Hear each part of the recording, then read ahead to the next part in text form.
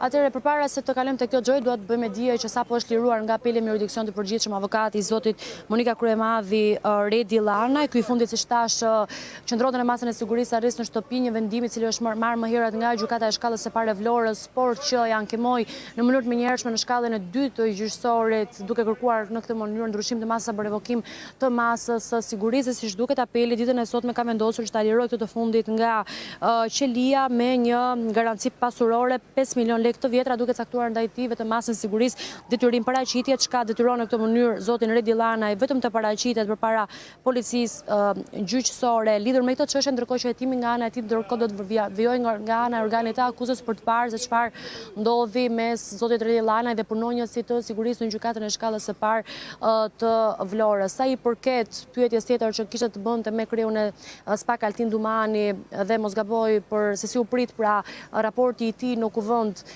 ditën e ndjeshme, në fakt ishte një procedurë që siç dihet të gjithë drejtuesit e institucioneve të këtij lloji, qoftë prokurorisë posaçme antikorrupsionale, qoftë të institucioneve tjera, siç ishte edhe raportimi që bëri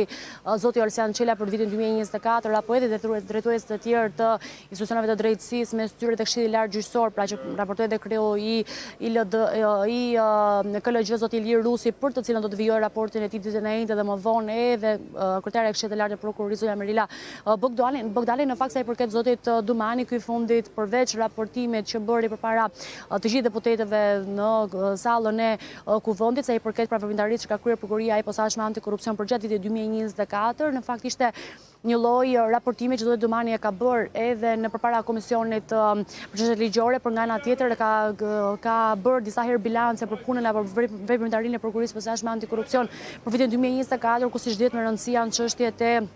edhe të krimit organizuar patjetër, por edhe të korrupsionit, duke bërë një bilancë personave që janë marrë të pandehur nga prokuroria e posaçme antikorrupsion, ata që janë hetuar për gjatë vitit 2024 nga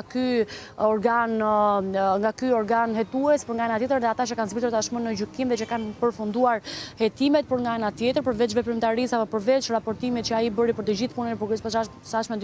për vitin 2024, me shumë interes ishin edhe pyetje të drejtuar nga ana e deputetëve, sidomos ata të opozitës lidhur me çështje të ndryshme të cilat janë me interes dhe për të cilat në fakt opozita her pas here ka bërë reagime të shumta lidhur me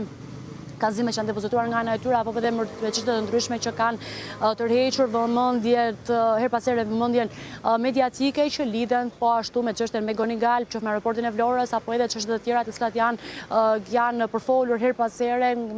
nga ana e opozitës. Zoti Domani në fakt ju përgjigj të gjitha pyetjeve nga ana e të shtruar nga ana e deputetëve, ndërkohë që për shumë çështje të tjera ai nuk dha detaje, duke thënë që janë çështje në hetim dhe në fazë të hetimit paraprak dhe që nuk ndau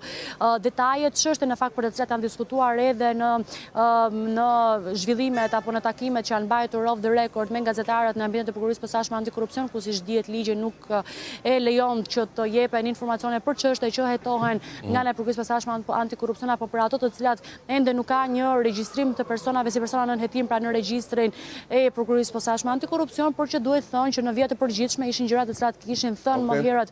nga kreu i SPAK-ut Altin Dumani, jo vetëm në raportimet që ai ka mbajtur në kuvend, por edhe në daljet e tij të shumta publike që ka bërë lidhur me veprimtarinë e kryer nga ana e prokurorisë së posaçme. E qartë. Faleminderit Arkeda për raportimin, mbetemi në kontakt nga se do të ketë të tjera zhvillime, do të shkojnë në publicitet, kthehemi pas pak në studio.